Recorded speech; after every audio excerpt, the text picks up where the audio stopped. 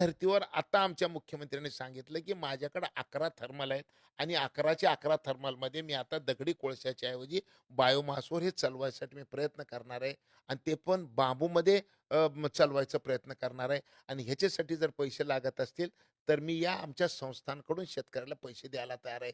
अशा पद्धतीची त्यांनी एक सगळ्यात मोठी घोषणा केली, जे माझ्यासारख्या अभ्यासक कार्यकर्त्याला त्याचं समाधान वाटलं. नंबर 1.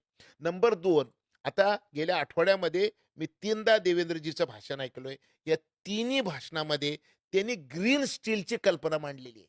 हं. ग्रीन स्टील म्हणजे काय, की आत्तापर्यंत कार्बन सगळ्यात जास्त कशात तयार होत होतं? वीज तयार करण्यामध्ये, दुसरं लोखंड तयार करण्यामध्ये. मग आता देवेंद्रजींनी बोलायला सुरुवात केली आहे, ती म्हणजे की आता महाराष्ट्र सरकार नवीन प्रयोग करणार आहे. ते म्हणजे दगडी कोळसा जाळून स्टील बनवण्यापेक्षा बांबूचं ॲक्टिव्हेटेड चारकोल बनवून त्याच्यापासून मी स्टील बनवायला तयार करणार आहे.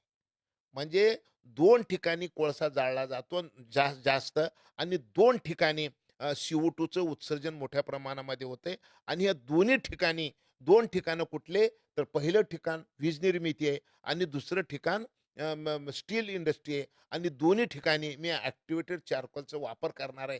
हे ज्यावेळेस एका राज्याचा मुख्यमंत्री